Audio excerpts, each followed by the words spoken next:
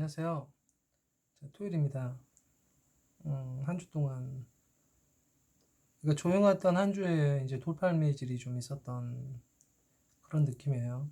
오늘은 제가 좀, 항상 그렇지만 오늘 좀 많이 피곤해서 좀 정신이 좀 없는데, 어젯밤에도 굉장히 중요한 뉴스가 나왔어요. 그러니까 굉장히 중요한 뉴스가 나왔고,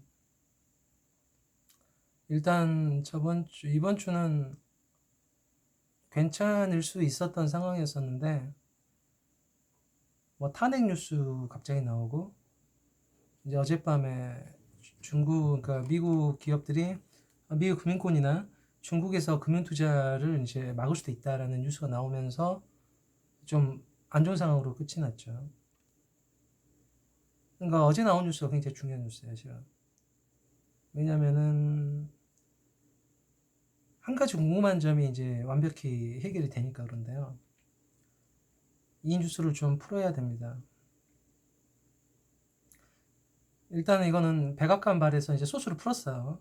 중국 내 금융 투자를 좀 줄일 수 있다. 혹은 막을 수도 있다. 이런 부분. 그러면 이게 도대체 어떤 인과율을 형성할 거냐. 이제 추론을 좀 해봐야 되는데, 우리가 지금 모든 거를 이제, 뭐, 다른 얘기를 하기 앞서서 가장 중요한 거는, 이런 뉴스가 흘러나왔다는 거예요. 그러면은, 가능성을 0이라고 놓으면 안 되겠죠. 가능성이 있을 수도 있는 거예요. 따라서, 첫 번째는 왜 이런 얘기를 했을까요? 두 번째, 중국 측으로는 어떤 부담으로 작용을 할 것인가? 그리고 지금 시기적으로 이런 말 하는 시기에 맞아 들고 있는가? 뭐 등등 다양한 각도로 생각해 봐야 되는데, 이 문제를 접근하기 위해서는 근데 전제 조건들을 좀 확인을 좀 해봐야 됩니다. 지금 상황 파악을 해야 되기 때문에. 네, 첫 번째는 올해 하반기에서 가장 중요한 거 지금 잊어버리시면 안 돼요. 아마 거의 다 지금 생각도 안 하고 계실 건데 그러면 안 됩니다. 그러니까 기억을 하고 있어야 돼요. 어떤 사건이 있으면 시간이 지나버려서 잃어버리면 안 되고 잊어먹지 않고 기억을 해야 되는데 지금 우리가 분명히 기억해야 될 부분은 중국에 대한 올가미가 하나 씌워져 있어요. 분명히. 그거는 바로 위안화 환율 조작국이에요. 위안화 환율 조작국으로 지정되어 있는 상태입니다. 그리고 1년 동안 관찰하는 거예요. 그러니까 중국에 대한 이야기를 하기 앞서서 가장 중요하게 먼저 기초 기단으로 세워야 될 부분은 전제조건 1번으로는 중국의 경우 위안화 환율 조작국으로 이미 지정되어 있는 상황이에요. 자, 그래서 환율이란 거는 중국으로서는 되게 좀 피곤한 부분이고 민감한 문제예요. 반대로 말하면 미국은 환율을 이유로 잡았을 때 여러 가지를 걸 수 있는 장점이 있는 거죠. 그래서 잘은 모르는 상태라도 일단은 금융투자에 대한 규제 가능성이란 게 나왔는데 이 말을 듣는 순간 첫 번째는 위안화 환율 쪽에 대한 인가율이 형성될 수 있겠구나라고 일단은 생각을 할 수 있어야 됩니다. 이걸 못하고요.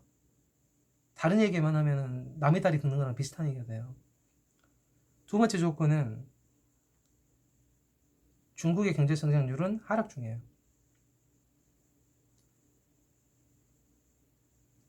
경제 성장률이 좋지 않은 거죠. 그러면 여러분이 경제 성장률이 하락한다는 건 무슨 말일까요? 그 나라의 미래 가치라고 제가 말했잖아요. 그럼 그 나라의 중국의 미래 가치가 많이 높냐라고 물어봤을 때 어쨌든 미래 가치가 높지 않다고 결과가 나오는 상황인 거죠. 자, 이 상황에서 전제 조건 세 번째로 생각할 건 뭐냐면은 그렇다고 해서 중국 당국이 토목과 건설 경기를 통해 갖고 적주로 부양할 거냐? 현재까지는 그러진 않아요. 이게 지금 중국에 대한 이해를 하기 전에 필요한 전제 조건의 최소한의 3조합은 됩니다. 왜냐하면 이 전제 조건들이 인과율 형성을 하게 되기 때문에 그래요. 다시 한번 봐볼게요. 올해 하반기는 내년 상반기까지 중국으로서는 감기 기운이 계속 남아있어가지고 지금 목이 좀 안 좋아서 죄송합니다. 이한 환율 조작국으로 지금 지정된 상태고 두 번째는 안타깝게 경제 성장률이 하락 중이에요. 세 번째는 중국 당국이 적극적인 경기 부양책에 나서지는 않고 있습니다. 그러니까 유동성 공급하는 정도로만 지금 진행 중이에요. 자, 우리는 이 세 가지의 전제 조건을 보고 있는 거죠. 자, 그럼 이게 인가율을 어떻게 형성하는 거냐? 일단 생각해 봅시다. 이안 환율로 지적된 이유는 중국이 이안 환율을 값싸게 만들었다는 걸로 지금 걸은 거잖아요. 두 번째,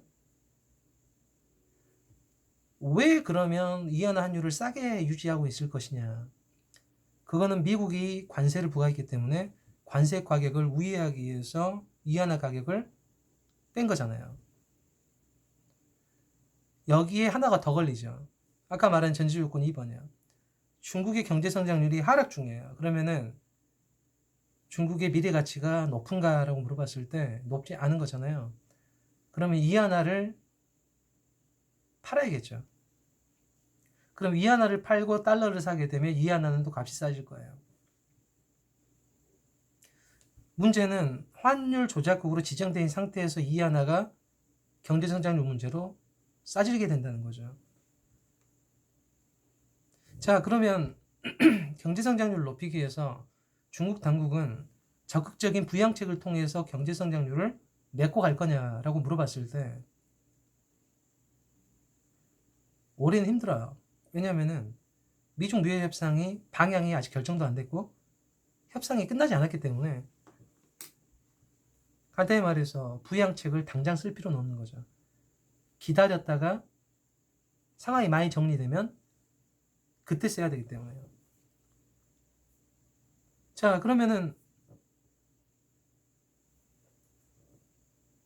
인과율은 딱 하나로 정해졌어요. 애초부터 이안화 환율을 싸게 만들었던 중국인데 경제 성장률로 더 싸지고 부양책을 적극적으로 사용하지 않으니까 경제 성장률이 올라가지 못하니까 또다시 이안화 환율이 싸질 거예요. 이게 지금 우리가 갖고 있는 인과율인 거예요. 자, 여기에 미국이 뭐라고 그랬냐면은 미국 금융기관이든 누구든 중국 내 금융투자를 아예 규제해버릴 수 있다. 금융투자를 줄이겠다. 라는 말을 던졌잖아요. 여기서 올해 이제 제가 연말에나 한번 올해 미스테리 몇 개를 꼽아보고 싶긴 한데 그 미스테리 하나 들어가는 게요. 6월 달부터 계속 됐던 거죠. 중국 MSCI 지수 편입이라는 뉴스였어요. 그래서 우리나라에서 유동성이 많이 빠져갖고 중국으로 건너간다. 이런 것 때문에 코스피가 되게 약했었죠. 자, 보면은 중국의 MSCI 지수 편입이라는 거는 중국 내에 투자금을 많이 넣겠다는 거잖아요. 편입을 했으니까. 의무적으로 들어가야 된단 말이죠. 자, 그러면은 우리한테 있었던 미스테리가 그거예요. 잘 봅시다. 미중 무역 협상이 잘 안 되는 상황이고 중국의 경제 성장률이 낮아진 상황이에요. 낮아진 상황이고 미래 가치가 많이 보이지 않고 그 미래 가치를 중국 정부가 보완해 주지도 않을 것 같은데 도대체 왜 미국의 금융기관들은 굳이 중국이라는 위험을 감수하는가? 이게 올해 두 번째 미스테리 정도는 됩니다. 결론적으로 중국 증시가 버텼던 덕에 우리나라 증시도 이전선을 회복할 수 있었어요. 그러면 상황을 보면 되게 재밌죠? 많이 줘놓고 뺏어버리겠다는 거죠. 여기서 이제 우리는 질문을 하나 던져봐야 돼요. 만약 중국 증시에서 유동성이 대거 유출된다면 어떤 문제가 발생할 수 있을 것인가? 중국 증시에서 유동성이 대거 회의로 빠져나온다는 소리는 달러화를 사고 나온다는 소리잖아요. 이안화를 팔고. 그럼 이안화가 굉장히 값이 싸지겠죠. 이안화 값이 많이 싸지고 달러는 강세가 되겠죠. 그런데 현재 중국은 환율 조작으로 지정된 상태잖아요. 그렇죠? 환율 조작으로 지정된 상태고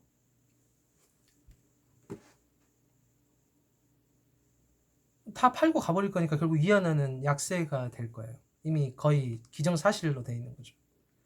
그럼 위안화가 약세가 된다는 소리는 이제 우리나라 원화는 어떻게 되겠어요? 우리나라 원화는 약간의 강세 요인을 가질 수 있겠죠. 이거는 일견 좋은 듯 보여요. 그런데 근본적으로 우리나라가 중국 경제에 많이 의존하기 때문에 중국 증시가 만약 많이 흔들리게 되면 우리나라 증시가 견딜 수가 없어요.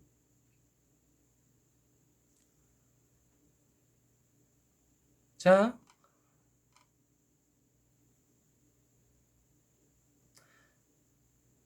이런 금융투자 규제가 왜 지금 던져졌을까? 아까 말했던 게 정답이에요. 이 수를 쓰려고 6월 달부터 계속적으로 MSCI 지수 편입으로 유동성을 집어넣었던 것으로 판단이 돼요.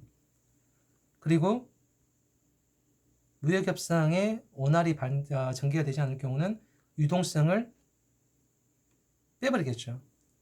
그럼 위안화는 필연적으로 약세로 밀려 올라갈 거예요. 돼요. 그러면 내년에 3, 4월쯤 가면 증거가 확실히 나왔다고 대놓고 이제 두드러 팰 수도 있겠죠. 직접 제재에 들어갈 수 있으니까요.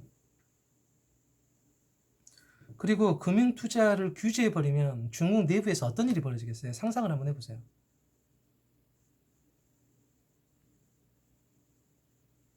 지금 좀 눈도 좀 피곤하고 막 그래가지고 약간 쉬면서 하고 있습니다. 정신이 좀 없네요. 중국 내부에서는 유동성을 뺀다는 소리는 여러분은 당연히 어떤 것부터 팔고 나오겠어요? 전략적으로 본다면은 4차 산업혁명에 걸려있는 기업들을 파고 나오기가 쉽겠죠.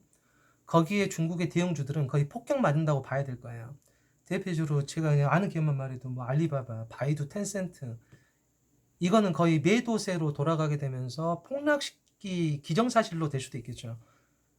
만약 이게 미국이 들이민다면 실제로 이제 이래서 우리는 결론적으로 MSCI 지수에 편입시키면서 들어갔던 유동성이 넣었던 이유는 그만큼 빼기 위해서 넣은 거고 이 빼고 들어가고 나왔던 이 모든 게 걸리는 그 뭐라 그러죠? 영어 게이트웨이죠. 그 뭐죠? 출입문은 이한 환율로 생각해도 크게 무리가 없을 것 같아요. 그러니까 쉽게 말하면 미국이 이미 6월 달부터 판을 짜놓고 있었던 것 같아요. 그러니까 제가 오늘 초반에 말했잖아요. 중국의 전제 조건이라는 게 있다고. 전제 조건은 다 이하나 환율이 싸지는 상황으로 전개되는 거라고. 그런데 미국에서 계속했던 건 뭐냐면 6월 달부터 중국 증시에 유동성을 편입한다고 말해놓고 이제는 금융규제를 규제하겠다. 금융투자를 규제하겠다. 그렇게 되면 환율이 어떻게 될까요? 이하나 환율이. 이 부분은 지금부터는 그냥 공갈포로 생각하면 안 되고요. 10월 달에 크게 진전이 없을 경우에는 발생 가능할 수 있는 상황으로 보시는 게 맞아요. 이 경우에는 우리나라 단순 원화 환율이 버틴다는 수준이 아니라 우리나라도 굉장히 피곤해질 수 있다는 거. 어제 뉴스 들으면서 이 얘기는 모든 분들께 말을 해야 될 것 같아서 지금 첫 번째로 일단 그러니까 첫 번째 방송하면서 바로 말씀드리는 거니까 일단은 염두에는 두셔야 돼요. 그리고 이게 시기적으로요 좀 절묘한 상황에 들어왔어요. 제가 누누이 말하지만은 중국 협상단이 미국의 농산물을 사주는 거 있죠. 이게 모든 거의 첫 단추예요. 그러니까 농산물을 사주지 않거나 이런 일이 발생하면 협상은 안 되는 거예요. 첫 단추가 끼워지지 않기 때문에. 그런데 이번에 상당히 기대를 했었던 건 뭐냐면 중국 협상 대표단이 미국 농가를 방문하겠다. 특히나 이제 트럼프 대통령이 걱정하고 있는 부분이죠. 오하이오라든가 소위 말하는 5대5 쪽 있죠. 5대5 쪽 거기가 대평원이에요. 그 아래쪽. 그래서 그쪽 농가를 방문하는 계획을 했다가 전격 취소했어요. 근데 그때 문우신 장관이 했던 말이 이거예요. 중국 쪽에서 취소한 건 아니고 미국 측에서 선거 이슈화 될 수 있는 문제가 있기 때문에 그런 소지가 크다. 그래서 미국 측이 먼저 요구했다고 말을 했어요. 이거는 그냥 아무리 생각해도 그러니까 표면적으로 말하는 것 뿐인 것 같고요. 상호간 마찰이 적지 않은 큰 상태로 좀 이해하는 게 정수라고 생각을 해요. 그래서 농가 방문이 취소됐어요. 그리고 한 3, 4일 있다가 나온 게 뭐냐면 중국 금융시장에 대한 투자 금지, 투자금을 빼버리겠다. 이 말이 나온 거예요. 그리고 이제 10월 달부터 류어 또 부총리가 가죠. 국무원 부총리가 가갖고 협상을 하는데 중국, 미국이 선수를 던진 거예요. 위안화 환율 폭락은 기정사실이고 그 시작점은 증시할 수 있는 거죠. 제가 글로벌 경제 매트릭스 중국 편에 2014년에 써놓은 게 그거예요. 중국을 잡는 3가지 방법. 이제 중국 편은 모르겠어요. 언젠간 하긴 해야 되는데, 그러니까 마찬가지예요.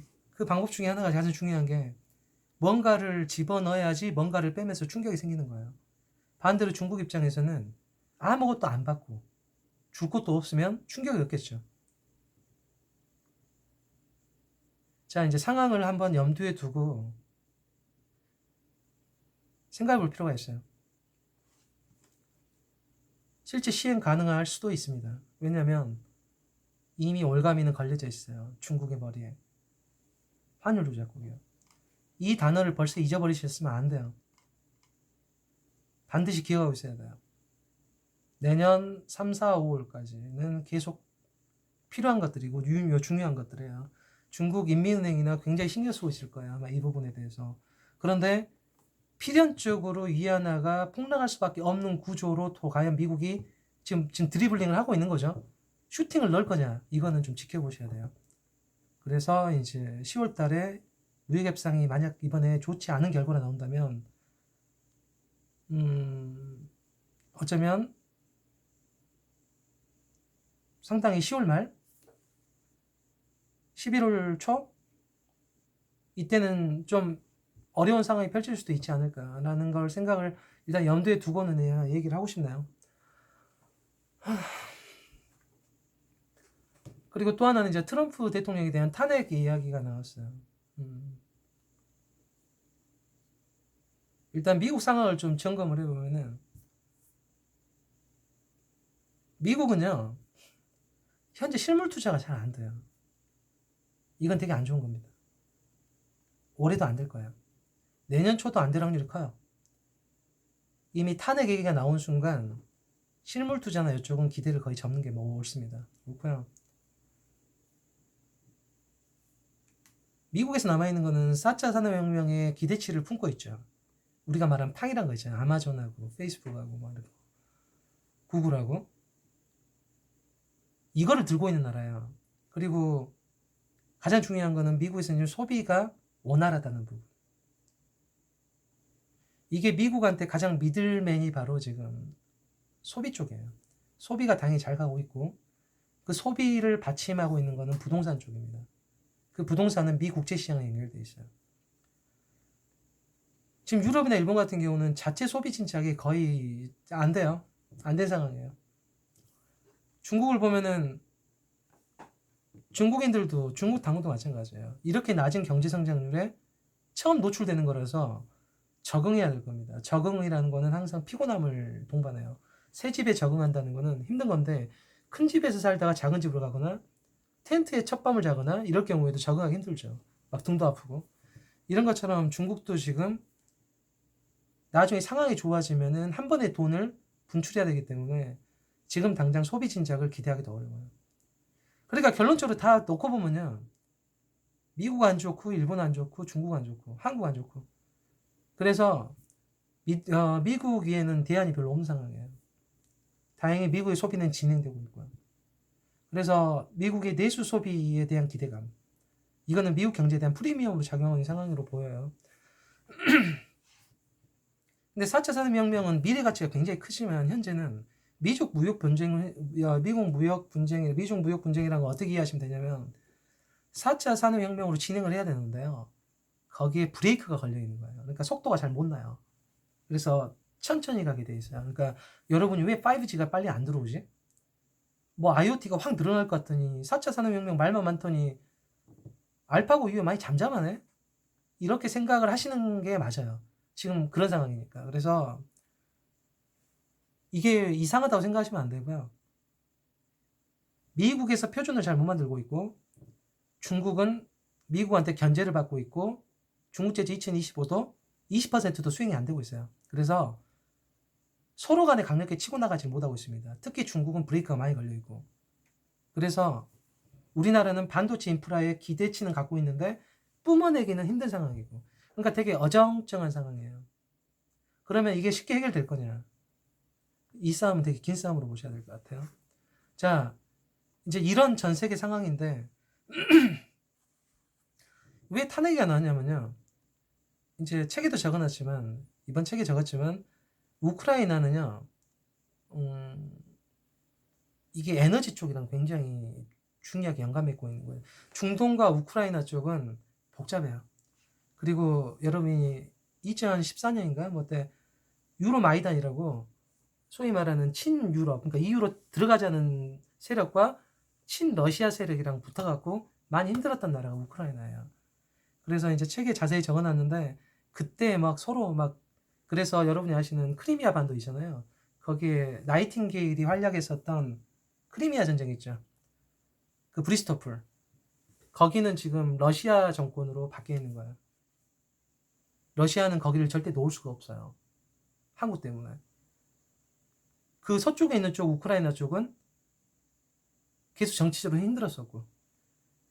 근데 우크라이나는 러시아의 천연가스관이 지나가는 곳이잖아요. 그래서 러시아는 우크라이나가 자꾸 잠가버리겠다, 막 돈을 더 내라 이러니까 노드스트림이라는 걸 만든 거예요. 북해 쪽으로 독일랑 연결되게.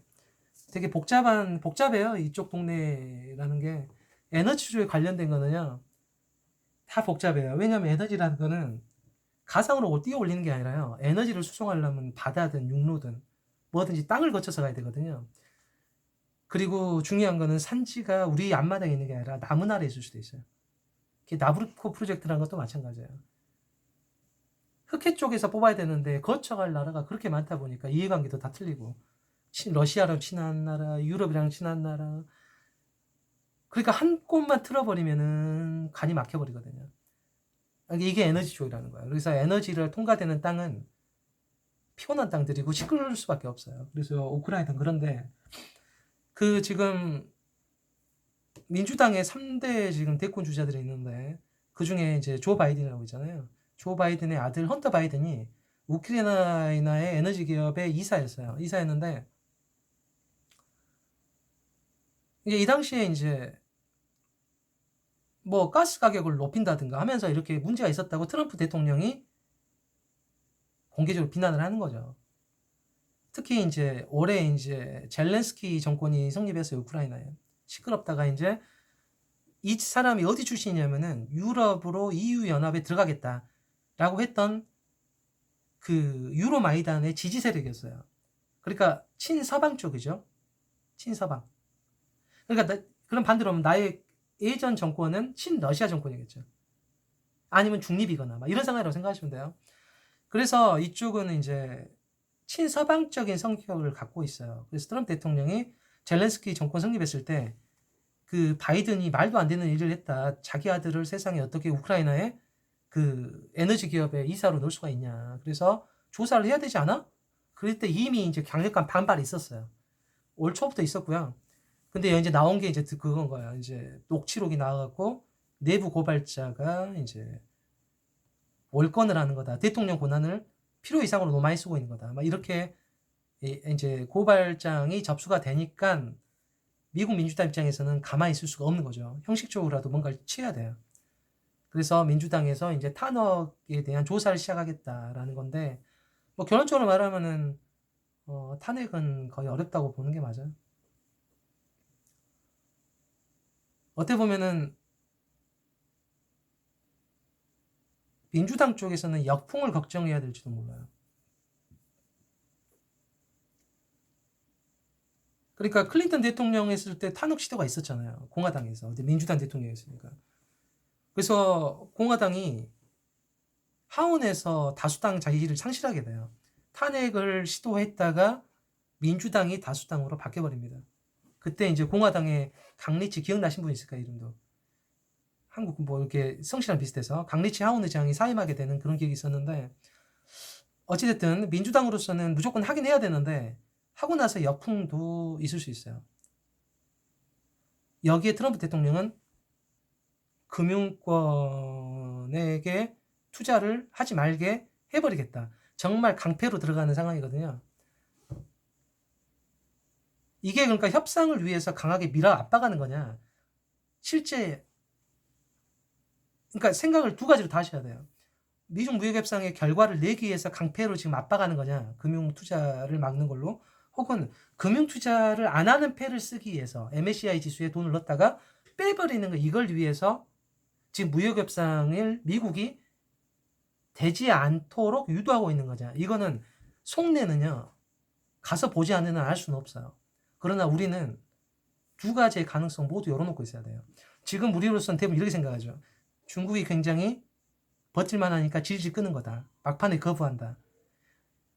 이 부분은 미국에서 나온 말들이고요. 중국에서는 모든 불합리한 규제를 좀 없애고 얘기해 줬으면 좋겠다. 이 정도예요. 그래서 진실은 몰라요. 한번 지켜볼 필요가 있는데, 이 강패라는 거는 이번 거는 굉장히 커서 환율 조작국이랑 겹치게 되면은요, 우리나라가 좋을 리가 없어요. 전혀. 게다가 우리나라 경제 성장률 안 좋게 나온다는 말이 있잖아요. 좀 조심해야 될 필요가 있습니다. 이제 트럼프 대통령이 내년에 재선을 해야 되니 여러 가지 뭐 얘기들이 좀 나오는데, 일단은 민주당 쪽에서 현재 상황을 좀 살펴보면은 세 명 다 조 바이든, 버니 샌더스 상원 의원, 엘리자베스 워렌 상원 의원 모두 다요 나이가 70이 넘어요. 트럼프 대통령이 73세고. 그러니까 만약 나이는 크게 문제는 없겠으나 나이들이 다 많은 게 지금 사실 좀 문제가 있고요. 지금 조 바이든이 가장 지금 유력한 주자라고 그러는데 확장력은 역시 문제가 있어요. 왜냐하면 중도 세력, 중립적인 성향을 갖고 있기 때문에 한쪽에, 양쪽에 이제 표지편차로 보면 옆으로 퍼져 있는 이쪽은 어느 쪽도 흡수하기 힘들어요. 그런데 이제 그 실은 가장 이제 우리가 좀 기억에 둘 만한 인물은 그 워렌 상원 의원인데요. 왜냐면은 이거는 그냥 단언해도 좋아요. 이분이 민주당의 대통령 후보로 지명이 되잖아요. 그러면 그때부터는 조심해야 됩니다. 왜냐면은 은행권과 증권가하고는 아예 착진 분이에요. 2008년도 이후에 이제 책에 자세히 이제 어떻게 미국이 봉합을 했는지 막 법률 만들면서 많이 써놨는데, 소비자 금융보호국 있죠. 이거를 창설한 사람이 바로 핵심 세력의 워렌 상원의원이에요. 그래서 이분이 들어오는 순간요, 대기업이나 금융세력, 은행권에 대한 전행 있죠. 월가를 점령하라. 이런 거에 대한 슬로건 비슷한 게 나올 수도 있고요. 심지어 투자은행과 이제 상업은행을 분리시키고, 막 이런 토드 브랭크법 있잖아요. 이거 이상 가는 규제안을 내세울 수도 있는 사람이기도 하기 때문에 민주당에서 과연 누가 될 거냐, 이 부분은 특히 워렌 상원의원이 되는 순간은 증시 쪽에는 좋기가 좀 어려울 수 있어요. 자, 이런 상황에서 트럼프 대통령이 발언을 또 했죠. 뭐 예전에 한 게 이거예요. 뭐 나를 탄핵하면 모두 가난해질 것이다. 탄핵에 관련해서 분명히 말했고요. 역사상 최고의 지금 주가를 가지고 있고 경제를 지금 일구고 있는 나를 가지고 있는 게 행운이지 않냐고. 이런데 민주당이 지금 뭐 먹어도 고라고 일단은 어쩔 수 없이 탄핵에 들어가야 될 듯 보이는데, 그 후폭풍도 있을 수도 있다는 거예요. 왜냐하면 트럼프 대통령에 대한 동정론이 나올 수도 있거든요. 이 부분은요. 왜냐하면 원래 그런 사람이니까 그래요. 착한 사람이라는 캐릭터가 참 위험한 게, 착한 사람이 조금만 잘못하면 욕을 많이 먹지만 원래 그냥 내가 약간 성향이 뭐 들쑥날쑥이다, 그러면 원래 그냥 그런 거거든요. 그러니까 트럼프 대통령에 대한 피로감도 있지만 미국 사람들이 이제 위기 상황에 뭉치는 그 애국심 요소도 보이진 않지만 염두에는 두고 있어야 될 거예요. 자, 이제 미국 같은 경우는 뭐 지금 현재 미국에는요, 실업률이 낮아요. 실업률이 낮다고요. 실업률이 현재 1.8%가 밖에 안 돼요. 2%도 아니 1.10%가 얼마지? 2%가 안 되게 지금 낮은 거 아니다. 2% 뭐 기억이 잘 안 나요. 낮을 거야 아마. 아무튼 뭐 낮을 거예요. 근데 되게 낮은데 중요한 거는 실업이지만 전부 다 아르바이트 뛰고 있으면 소비가 안 되겠죠. 그러니까 소비를 하려면은 현금이 있어야 되잖아요. 그래서 이제 제가 지금 첫 시작에 말했던 건 뭐냐면 미국에서 믿을 거는 소비밖에 없다라고 말을 했잖아요. 소비는 좀 지속되고 있는 상황이라고. 그러면 앞으로 여러분이 이제 소비 시즌 이제 10월, 11월, 12월에 좋으려면은 사람들이 현금이 좀 있어야 할 건데 그럼 임금 상승률은 어떤가요? 임금 상승이 되어 있어야 사람들이 땡스기빙 때 돈을 쓰든 크리스마스 돈을 쓰겠죠. 그러니까 지금쯤은 이제 임금 상승률은 좋은가? 안 좋으면은 소비 시는 좀 약할 거예요. 약하다는 소리는 투자 쪽이 좋지 않겠죠. 좋다면은 일단은 믿을 만한 소비는 계속 진행 중이구나 이렇게 말할 수 있는 거예요. 그런데 미국에서 지금 크게 이제 좀 정리해 보면은요, 민간 투자가 안 좋아요. 그냥 안 좋습니다. 민간 투자가 안 좋아요. 민간 투자가 안 좋아서 이 투자로는 많이 지탱이 안 됩니다. 그리고 중국에서도 보복 관세를 했기 때문에 미국에서 뭔가 만들어서 보내는 거 있죠. 이 수출도 역시 좋기가 어려워요. 그리고 이제 지금 미국은 정확히 딱 말씀드리면요, 부동산은 좋아요. 언젠가 부동산을 제가 한번 정리를 하는 게 좋긴 한데 지금은 아니고 미국 부동산은 괜찮은 편이고요. 그리고 이제 식료품하고 먹고 마시는 쪽 있죠. 미국 경제의 3분의 1가 소비인데 식료품 먹고 마시는 쪽 괜찮아요. 그 다음에 주식시장이 괜찮았기 때문에 금융하고 보험 쪽 괜찮고요. 이런 쪽은 괜찮아요.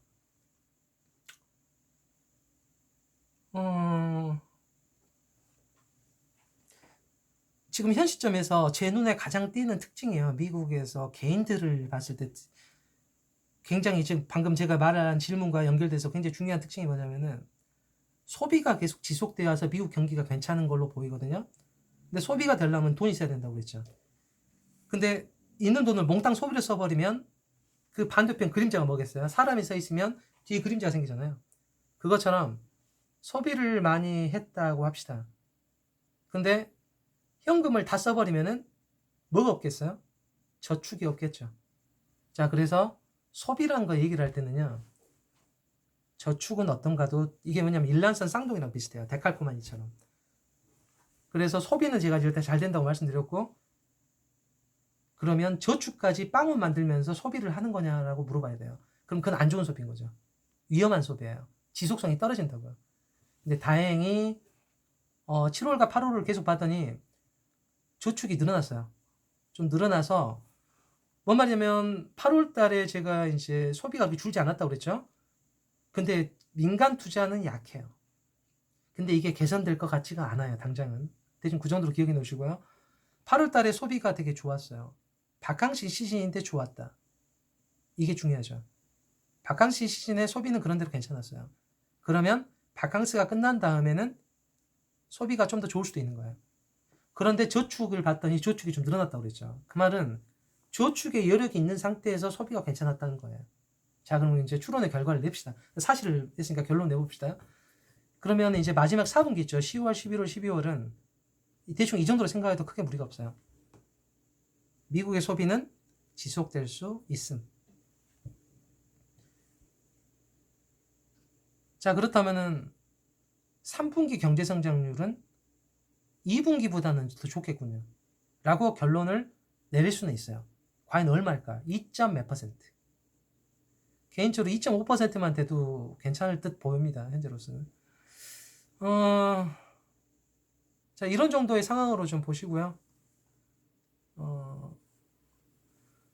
중국의 금 매입세는 지속되고 있으니까 참고를 하시면 좋을 것 같고, 오늘은 많이 좀 이게 좀 피곤하고 그래가지고 제가 좀 정신이 좀 없습니다. 특히. 자, 그래서 오늘 중요한 얘기일 수 있어요. 그러니까 어젯밤에 뉴스를 듣고 이제 많은 분들에게 말을 해놓는 게 좋겠다고 생각을 했어요. 그래서 오늘 제가 말씀드렸던 부분 한번 잘 헤아려 보시고 상황을 보시는 게 좋을 것 같아요. 자, 오늘 1분은 이 정도만. 자, 빠빠이.